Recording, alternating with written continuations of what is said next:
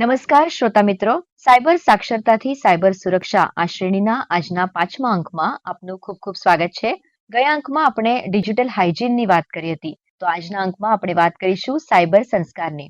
મિત્રો, આપણા ભારતીય સમાજમાં સંસ્કાર એ આપણી ઓળખ છે, પણ આપણું અડધાથી વધુ જીવન આજે મોબાઈલ કે ઇન્ટરનેટ પર વીતે છે. ત્યારે પ્રશ્ન એ ઉભો થાય છે કે શું આપણા આ સંસ્કારો ડિજિટલ દુનિયામાં પણ જળવાય છે ખરા? તો આ જ મુદ્દાઓને સમજવા માટે આજે આપણી સાથે આ કાર્યક્રમમાં જોડાયા છે નેશનલ ફોરેન્સિક સાયન્સ યુનિવર્સિટીના નિષ્ણાત પ્રોફેસર ડોક્ટર નિલય મિસ્ત્રી.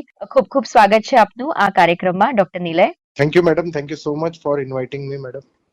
ખૂબ ખૂબ આપનું સ્વાગત ફરી એકવાર. ડોક્ટર નિલય, સંસ્કાર આ શબ્દ આપણા લોહીમાં છે એમ આપણે વાત કરીએ છીએ, પણ ઇન્ટરનેટની આ દુનિયામાં ડિજિટલ સંસ્કારનો અર્થ શું થાય છે? આજે આપણે જોયું હશે કે ઘણા બધા બાળકો છે એ લોકો સ્ક્રીન પર વધારે ટાઈમ વ્યતીત કરતા હોય છે એમના મધર ફાધર જોડે, અને આપણી પણ શૈલી એવી થઈ ગઈ છે કે ઘરમાં 2 જણા કમાવા વાળા હોય, ન્યુક્લિયર ફેમિલી થઈ ગયા હોઈએ આપણે, અને ઘણી વાર એ બાળકો શું એકલતા અનુભવ કરતા હોય એટલે એ લોકો સ્ક્રીન તરફ વધુ વળી રહ્યા છે. તો એક કાર્ય તરીકે જો લેવું હોય તો આપણે સાયબર સંસ્કાર કરીને એક એમનામાં એક એવો સંસ્કાર રેડવો પડશે કે ભાઈ આ સ્ક્રીન ઉપર આવતી 80 થી 90% કે ઇવન 100% આઈટમ્સ ખોટી હોય છે, જૂઠી હોય છે, અને આ ટેકનોલોજી દ્વારા આનો ઉપયોગ કરીને બનાવવામાં આવતી હોય છે. અને આ બધી વસ્તુમાં કદી બિલીવ નહીં કરવો, કારણ કે આ માત્ર ને માત્ર એન્ટરટેનમેન્ટ પર્પસ માટે છે. એજ્યુકેશનલની હું વાત નથી કરતો, પણ જે સોશિયલ મીડિયા એના ઉપર આવે છે હું એની વાત કરું. બરાબર. તો ડિજિટલ સંસ્કારની આપણે વાત કરી, અને હમણાં જે આપણે કીધું કે એક સૌથી મોટો પડકાર આજે જે ઉભો થયો છે એ બાળકોનો સ્ક્રીન ટાઈમ છે. તો આવી સિચ્યુએશનમાં સ્ક્રીન ટાઈમ અને ફેમિલી ટાઈમ એના વચ્ચે સંતુલન કેવી રીતે જાળવી રાખવું? કારણ કે આજે ઇન્ટરનેટ ની જે વપરાશ છે એ બહુ વધી રહી છે, અને એ આપણે બંધ નથી કરી શકવાના. એક લિમિટ સુધી તો આપણે રાખવાની જ છે. તો કેવી રીતે એનું સંતુલન વાલીઓએ ખાસ તો રાખવું જોઈએ બાળકો માટે? મેડમ, જે સંતુલનની વાત છે તો સંતુલનમાં નોર્મલ કેસમાં કેવું હોય છે કે દરેક બાળક, મેં જેમ પહેલા પણ કીધું કે મા બાપ બંને વર્ક કરી રહ્યા છે, સાથે સાથે ન્યુક્લિયર ફેમિલી છે, તો બાળકોને મોટાભાગે જે ન્યુક્લિયર ફેમિલી ને બંને મા બાપ જે કામ કરતા હોય છે વધારે પડતો સમય આપી નથી શકતા. પ્લસ ઘણી વાર કેવું હોય છે કે કામનું ભારણ એટલું હોય છે કે કામના ભારણના કારણે એ લોકો ઘરે પણ જયારે આવે છે ત્યારે પણ એ લોકો કામની જ વાત કરતા હોય, લેપટોપ લઈને જ બેસતા હોય. ત્રીજી વસ્તુ કે જયારે બાળક જમતું ના હોય અથવા તો બાળક જયારે કોઈ વસ્તુ માનતું ના હોય કે રડતું હોય તો એને ચૂપ કરાવવા માટે જે સ્ક્રીન આપી દેવામાં આવતી હોય છે, રાધર કે એને સમજાવવું, પણ નોર્મલી આપણે એને સ્ક્રીન આપી દઈએ છીએ એટલે એ શું થાય છે કે એનામાં બીઝી થઈ જાય, એનું માઇન્ડ આપણે ડાયવર્ટ કરી દેતા હોઈએ છીએ. પણ એ જો માઇન્ડ ડાયવર્ટ સ્ક્રીન પ્રમાણે ના કરતા એને કોઈ બીજી વાતમાં, બીજી કોઈ ફિઝિકલ એક્ટિવિટીમાં તમે ડાયવર્ટ, એ લોકોએ બાળકોની સાથે ફિઝિકલ એક્ટિવિટી વધારે કરવી જોઈએ, જેમ કે એમને નવી નવી ગેમ શીખવાડવી જોઈએ, મેજિક ટ્રિક શીખવાડવી જોઈએ. મોટા ભાગે હું સ્ક્રીન ટાઈમ આપતો નથી હોતો, રાઈટ. જયારે પણ એમને આવું કઈ થાય તો એમને કોઈક રમતે વાળી દઉં, કાં તો કોઈક પ્રકારે અડકો દડકો રમી લઈએ, તો એના કારણે છોકરાઓને એક્સાઇટમેન્ટ પણ રહેશે અને સાથે સાથે એ લોકોને જે આ પર્ટિક્યુલર જે સ્ક્રીન ટાઈમ છે ઘણો ઓછો પણ થઈ જશે. અને જેન આલ્ફા એક એવી પેઢી છે કે જે પર્ટિક્યુલરલી એમની નજર સમક્ષ એટલો બધો કન્ટેન્ટ રોજે રોજ પસાર થાય છે. આજે તમારી આપણી કેપેસિટી હતી કે આપણા દિવસમાં 3 કે 4 પેજ વાંચતા હતા ખાલી, અથવા તો 3 કે 4 નવી વસ્તુ શીખી શકતા હતા આપણા સમયે, રાઈટ. બરાબર. આજનો જે જેન આલ્ફા છે અથવા તો જે જેન બીટા બી આવેલા છે હમણાં રિસન્ટલી, એ લોકોની નજર સામે એટલી બધી વસ્તુઓ રોજની જાય છે, એટલો બધો કન્ટેન્ટ જાય છે કે they are super their mind is super busy, right, to analyze those content, right. હવે એ એનાલિસિસ ઓફ કન્ટેન્ટ કરવામાં જો થોડું ઘણું બી એંગલ ફેર થઈ ગયો કે ભાઈ આ સારો કન્ટેન્ટ ના ખરાબ કન્ટેન્ટ, અથવા તો આ ખરાબ કન્ટેન્ટ ના સારો કન્ટેન્ટ, તો એ તમને ફ્યુચરમાં 5 વર્ષે, 10 વર્ષે, 15 વર્ષે એના રિપરકેશન જોવા મળે છે. બરાબર. અને એને લગતો જ એક નાનો પ્રશ્ન છે કે જી. સ્ક્રીન પર આપણા બાળકો શું જોઈ રહ્યા છે એનું દેખરેખ એક વાલી કેવી રીતે રાખી શકે? મતલબ એનામાં કોઈ ડિજિટલ ટૂલ્સ ખરા? જી. તો આજના જમાનામાં ફેમિલી અને પેરેન્ટ મોનિટરિંગ એપ્લિકેશન આવતી હોય છે મેડમ, અને ગૂગલમાં ને દરેક ઇવન એન્ડ્રોઈડમાં, આઈફોનમાં, દરેક જગ્યાએ, જેમ કે આજે સ્ક્રીન ટાઈમની વાત છે તો આઈફોન છે ને એક સ્ક્રીન ટાઈમ આપે છે, જે ઘણા વાલીઓ આ રીતે એને સેટ કરી રાખતા હોય છે કે ભાઈ 10 મિનિટ એને વિડીયો જોયો કે 10 મિનિટ એપ્લિકેશન યુઝ કરી તો સ્ક્રીન ટાઈમ આવી જાય. પછી વગર તમે પાસકોડ આપો, જેમ કે યુટ્યુબ કિડ્સ કરીને એક એપ્લિકેશન છે મેડમ, તો એની અંદર તમે પહેલાથી ટાઈમ ડિસાઈડ કરી શકો કે ભાઈ આ 20 મિનિટ સુધી મારો બાળક જોશે, પછી 20 મિનિટ પછી આપોઆપ લોક થઈ જશે, પછી બીજા દિવસે જ ઓપન થશે 24 કલાક પછી. તો એવી કેટલી પણ ટેકનોલોજી છે. એના સિવાય પેરેન્ટલ કંટ્રોલ એપ્લિકેશન આવે છે મેડમ, એ પેરેન્ટલ કંટ્રોલ એપ્લિકેશન જરૂરથી એ લોકો વાપરી શકે છે એની અંદર, પણ એ પર્ટિક્યુલરલી દેખરેખ રાખવા માટે કે એ શું એક્ટિવિટી કરી રહ્યો છે, નહીં કે એને સ્ટોક કરવા માટે કે રીતે. બરોબર. હવે આ વસ્તુને લગતો એક બીજો એક શબ્દ આપણે ઘણી વખત સાંભળતા હોય છે, જે છે ડિજિટલ ફૂટપ્રિન્ટ. તો આ ડિજિટલ ફૂટપ્રિન્ટ એટલે શું? મેડમ, ડિજિટલ ફૂટપ્રિન્ટ એ આજના જમાનામાં આપણે દરેક વ્યક્તિ એક સ્માર્ટ ટેકનોલોજી ઉપયોગ કરે છે, એ પછી લેપટોપના ભાગરૂપે હોય કે મોબાઈલના ભાગરૂપે હોય કે એન્ટરટેનમેન્ટના ભાગરૂપે હોય કે ઇવન મ્યુઝિક સાંભળવાના ભાગરૂપે હોય. હવે જ્યારે કોઈ પણ ચિપ લેવલની કોઈ પણ ડિવાઇસીસ જ્યારે ઉપલબ્ધ થતી હોય છે, તો એની અંદર એટલી કોમ્પ્લેક્સ મિકેનિઝમ, એટલી બધી ચિપ્સ હોય ને, એટલા બધા સેન્સર હોય ને, એ જે ઇન્ટેન્શન માટે બનાવવામાં આવી એ ઇન્ટેન્શન કરતા કંઈક વધારે કામ પણ કરી શકતું હોય છે. બીજું એક આ ફોટોનો જે આજકાલ જે ચલણ ચાલેલું છે, એ પણ મારે આની અંદર તમને થોડું કહેવું હતું કે આજકાલ આપણે આપણા બાળકોના ફોટા, આપણા વાઇફના કે હસબન્ડના કે સ્પાઉસના ફોટા આપણે આજકાલ બધી જગ્યાએથી ફોટા લઈને વેબસાઇટ ઉપર નાખીએ છીએ અથવા તો સોશિયલ મીડિયા ઉપર નાખીએ છીએ. પણ પાછળના ઘણા બધા અલ્ગોરિધમ એને as a digital footprint consider કરી અને એ એઆઈ ના ઉપયોગથી ઘણી બધી શું કહેવાય કે એનો ખોટો ઉપયોગ પણ, દુરુપયોગ પણ કરી શકે છે. બરાબર. એટલે સાયબર સંસ્કારની જ્યારે આપણે આજે વાત કરીએ છીએ ત્યારે એક એ પણ સંસ્કાર છે જે આપણે લોકો આપણા બાળકોને ખાસ કરીને આપવા જેવું છે, જે આ હેટ સ્પીચ કે ટ્રોલિંગ કે એક સાયબર બુલિંગ આવી રીતે એક કોન્સેપ્ટ છે. તો એ એટલે શું, અને આવી રીતે જો કોઈ ઓનલાઈન પજવણી થતી હોય તો એના લક્ષણો શું હોય છે, અને આપણા બાળક જો એનો શિકાર બને તો માતા પિતા તરીકે એને કેવી રીતે આપણે મદદ કરી શકીએ?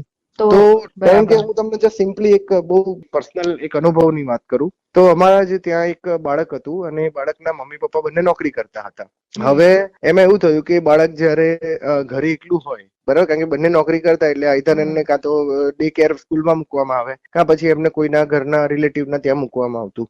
હવે આ બાળકને કોઈ કે આજુબાજુમાં જે પડોશીઓ હોય કે આ છે તે છે, એમને કોઈ બાળકે એની જોડે મીન્સ એનું કંઈક નામ પાડ્યું, એને થોડું હેરાન કરવાનું ચાલુ કર્યું. તો બાળકને એક રીતે લાગ્યું કે હું પહેલા એને મમ્મીનો કોન્ટેક્ટ કર્યો તો મમ્મી કામમાં બીજી વ્યસ્ત હતા એટલે કઈ કહી ના શક્યો. એને પિતાજીનો કોન્ટેક્ટ કર્યો તો પિતાજી પણ કામમાં બિઝી હતા, વ્યસ્ત હતા. શનિ રવિ માં ટાઈમ મળ્યો એટલે ઘરના બધા નાના નાના કામ આટોપતા હતા એટલે એમને પણ ના મળ્યું. એટલે હવે બાળક શું છે કે અંદર અંદર ઝુરાવા માંડ્યું, અંદર અંદર ના કોઈને કહી શકે, ના રહી શકે, ના સહી શકે. એટલે આવી જે સિચ્યુએશન થાય છે ને, એ પછી બહુ બાળકને આગળ જઈને એની માનસિકતા ઉપર બહુ પેલું એ કરતી હોય છે ઇફેક્ટ. તો હંમેશા બાળકો જોડે વાત કરવી, બાળકોને આવું કંઈ પણ થયું હોય એની પણ ચાઇલ્ડ કેર હેલ્પલાઇન છે ઘણી બધી જે સરકાર દ્વારા કરવામાં આવે છે, પ્લસ કેટલાક એનજીઓ એનપીઓ દ્વારા ચલાવવામાં આવતી હોય છે. તો મારો કહેવાનો મતલબ એટલો જ છે કે ક્યારે પણ બાળકને આ રીતની કોઈ પણ સિચ્યુએશન ઊભી થાય તો પેરેન્ટ્સ એની જોડે વાત કરવી જોઈએ.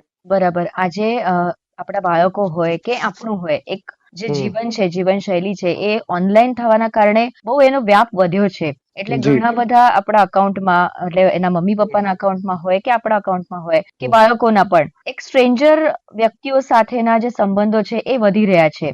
અજાણ્યા વ્યક્તિઓનું જે જોખમ છે એ પણ આ સાયબર સ્પેસમાં બહુ વધારે હોય છે. તો ખાસ કરીને આપણે બાળકોના પરિપ્રેક્ષમાં જો વિચારીએ તો સોશિયલ મીડિયા ઉપર કયા કયા પ્રકારના મતલબ અજાણ્યા વ્યક્તિઓ તરફથી એમને જોખમ થઈ શકે છે અને એના માટે શું કરી શકાય? મતલબ આપણે સ્ટ્રેન્જર ડેન્જર કહીએ એ કયા કયા હોઈ શકે? જી, હવે મેડમ આજના જમાનામાં મેં જે પ્રમાણે આપણે વાત કરી એ પ્રમાણે સોશિયલ મીડિયા અને ગેમ, આ બે વસ્તુ બહુ જ કોમન થઈ ગઈ છે બાળકોમાં રમવા માટે. કારણ કે આજે કોઈ પણ મોટા ભાગના જે બાળકો છે ઓનલાઈન વેબસાઇટ ઉપર જશે, ત્યાં ગેમ રમશે અને ત્યાં કોઈ સ્ટ્રેન્જર જોડે વાતો કરવાની ચાલુ થશે. ત્યાં આજકાલ કોઈન આવે છે, એ લોકોના ગેમ કોઈન્સ, જેને અલગ અલગ ગેમ્સમાં અલગ અલગ પ્રકારના કોઈન્સ હોય છે. તો એના એ કોઈન્સના માધ્યમ દ્વારા બાળકો જોડે છેતરપિંડી કરવામાં આવતી હોય છે અને મોટા ભાગે એ જે બાળકો હોય એમને કહેવામાં આવે કે ભાઈ તમને 100 કોઈન ફ્રી આપીશું, તમે આ એક્ટિવિટી કરો, અથવા તો તમે 200 કોઈન ફ્રી આપીશું, તમે આ એક્ટિવિટી કરો.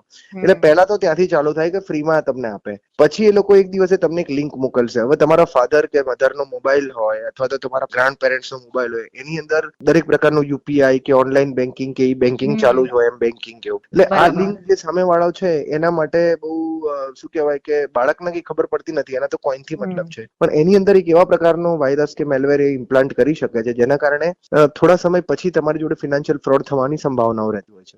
એટલે કેટલીક એવી એપ્લિકેશન જ છે જે માત્ર ને માત્ર બાળકો માટે બનેલી છે. એવો જ સેમ લઈ અને એ જ ફોન તમે એમને યુઝ કરવા દો તો વધારે સારું રહેશે. ને આજકાલ તો એવા કિડ્સ મોબાઈલ્સ અને કિડ્સ ફોન્સ પણ આવે છે કે જે સ્પેસિફિકલી એના માટે જ બનેલા છે, કિડ્સ માટે જ. તો એ પણ તમે યુઝ કરી શકો આ બધી વસ્તુથી એને બચાવવા માટે.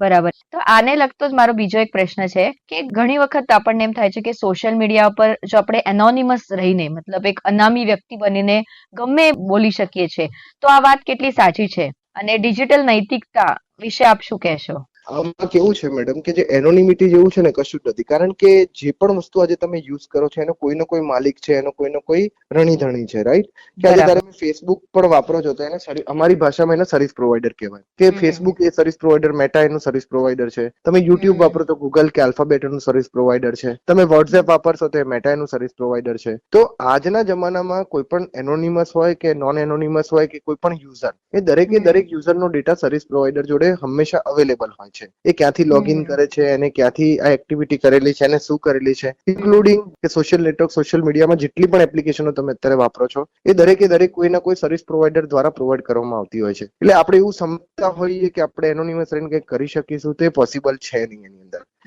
પોલીસ હંમેશા તમને પકડી જ શકે છે એ બાબતે, જો તમે એનો ખોટો દુરુપયોગ કરશો તો. બરાબર. આપણી ચર્ચામાં આપણે એક વાત સ્પષ્ટ થાય છે કે આજના સમયમાં આપણે ઘણો સમય જે છે આપણો દિવસનો એ ઇન્ટરનેટ ઉપર કે ફોન સાથે આપણે જોડાયેલા રહીએ છીએ. તો જેમ આપણે વાત કરી કે માનસિક શાંતિ ઉપર એની કેવી રીતે અસર થાય છે આજે, અને એ જ સંદર્ભમાં ડિજિટલ વેલબિંગ આ જે કોન્સેપ્ટ છે એ શું છે અને કેવી રીતે આપણે બધા, મતલબ એમાં બાળકો પણ આવી ગયા, વાલીઓ પણ આવી ગયા, અને એક નાગરિક તરીકે આપણે બધા ડિજિટલ વેલબિંગ કેવી રીતે મેળવી શકીએ છીએ, એના વિશે શું કહેશો? જી, હવે મેડમ આજકાલ એક નવો કન્સેપ્ટ આવ્યો છે ડિજિટલ ડિટોક્સ કરીને, અને ડિજિટલ વેલબિંગ નો, કે જે લોકો આજે 9 to 9 જોબ કરતા કે 9 to 5 જોબ કરતા અને આઈટી ઇન્ડસ્ટ્રીમાં, આઈટી કંપનીમાં જ્યારે પણ એ વ્યક્તિ જોબ કરે તો આખો દિવસ એનો સ્ક્રીન ટાઈમ પણ વધી ગયો હોય, એની આંખો પણ નબળી પડી જતી હોય આખો દિવસ સ્ક્રીન ઉપર જોઈને. બેઠા બેઠા એના બોડીના ઘણા બધા પોસ્ચર્સ એ રીતના હોય છે બેસવાની અંદર, કે જેના કારણે એ લોકોને ડિજિટલ ડિટોક્સ નો એક નવો આખો કન્સેપ્ટ, ઇવન ફોરેનમાં પણ આ કન્સેપ્ટ બહુ છે ડિજિટલ વેલબિંગ નો. એટલે સૌથી પહેલામાં પહેલી વસ્તુ તો કેટલીક વખત તમારે ટેકનોલોજીને છોડી અને તમારે થોડી નાની નાની કસરત કરી લેવી જોઈએ. આ બહુ જ કોઈક મોટા વ્યક્તિએ મને કહેલી વાત છે. જ્યારે હું પોતે પણ કોમ્પ્યુટર એન્જિનિયર છું, તો હું એમને જ્યારે મળ્યો હતો ત્યારે એમને મને કીધું કે પૂરેપૂરું તમે 3-3, 4-4, 5-5 કલાક સુધી એક સળંગ બેસીને કામ કરશો તો એના કરતા દરેક અડધો કલાકે ઊભા થઈ થોડી મુવમેન્ટ કરી લેવી, થોડા હાથ થોડા આ રીતે કરી લેવા, થોડું ગરદન, નહીં તો તમને સ્પોન્ડિલાઇટિસ ને એવા ઘણા બધા રોગ થવાની સંભાવના છે ફ્યુચરમાં. બીજી એક ટેકનોલોજીની વસ્તુ એ છે મેડમ કે ટેકનોલોજીની અંદર જેટલા તમે એન્ટર થશો ફર્સ્ટ લેવલે, સેકન્ડ લેવલે, થર્ડ લેવલે, એટલે એ તમને ખેંચતી જશે. જેમ કડણની અંદર કેવો માણસ જતો જાય, તો એને એઝ અ ફેસિલિટેટર સમજી, જેમ કે આપણે કેલ્ક્યુલેટર છે, હવે કેલ્ક્યુલેટરમાં ક્યાંય ગેમ ના રમી શકાય આપણાથી, રાઈટ? તો એ જ રીતે એને એક ફેસિલિટેટર સમજી, એને એક આપણા જીવનના પ્રશ્નોને અથવા તો આપણા જીવનની કોમ્પ્લેક્સિટીને ઓછું કરવા વાળી ટેકનોલોજી સમજી એનો ઉપયોગ કરવો જોઈએ. એને એસેન્શિયલ ના બનાવવી જોઈએ કે આના વગર હું જીવી જ ના શકું. ડિજિટલ ઉપવાસ કહી શકો તમે એને, કે ભાઈ ચલો આજે દિવસમાં હું 3 કલાકથી 5 કલાકથી ચાલુ કરું, 5 કલાક મોબાઈલ અડવું જ નથી, 5 કલાક કોમ્પ્યુટરની સામે બેસવું જ નથી. રજાના દિવસે, ચાલુ દિવસે કે વર્કિંગ દિવસની વાત નથી કરતો હું, પણ જે રજાનો એવો કોઈ દિવસ હોય તો એ દિવસે તમે એવું વિચારી શકો કે ભાઈ હું કંઈક મનોમંથન કરીશ, હું કંઈક વાંચન કરીશ, હું કંઈક ચોપડી વાંચીશ, બુક વાંચીશ, અથવા તો કોઈ સારી નોવેલ વાંચન કરીશ, ન્યૂઝપેપર આખું વાંચીશ. પણ કહેવાનો મતલબ છે કે હું સ્ક્રીનથી દૂર જતો રહીશ એમ.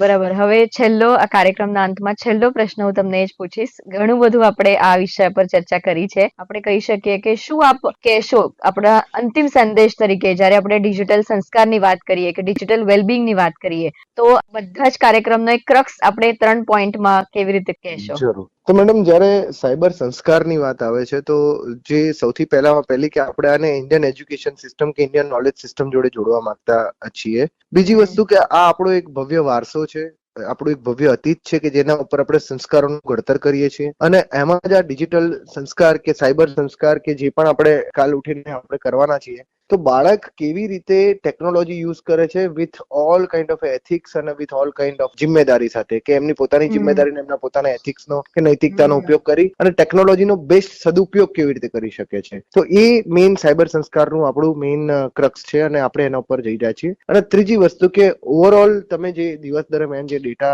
ક્રિએટ કરો છો અને એ ડેટામાંથી તમે કેટલું શેર કરો છો, તો એના ઉપર જે કંટ્રોલ લાવો, અથવા તો એની અંદર જે આપણી પર્ટિક્યુલરલી ડિટોક્સ કરવાની કે વેલબિંગ થવાની કે એક રીતે અવેર થવાની જે વસ્તુ છે, એનો પણ તમારે ખરેખર અભ્યાસ કરવો જોઈએ. સાયબર સંસ્કાર તરીકે દરેક વ્યક્તિનું ફરજ છે, નહીં કે બાળકોની એકલાની, દરેક વ્યક્તિની ફરજ છે એના પર. બરાબર. આપનો ખૂબ ખૂબ આભાર. ખૂબ સરસ શબ્દોમાં આપે આજે અમારા શ્રોતાઓને આ ઓનલાઈન દુનિયામાં કેવી રીતે સાવચેતી રાખવી, અને ખાસ કરીને આ જેન આલ્ફા, જે પેઢી છે કે જે જન્મથી જ મોબાઈલ જોઈ રહ્યા છે, તો એમના ઉપર ડિજિટલ સંસ્કાર કેવી રીતે કરવા, અને એ વિશે આપે બહુ સરળ શબ્દોમાં માહિતી આપી. તે બદલ આપનો ખૂબ ખૂબ આભાર. ધન્યવાદ.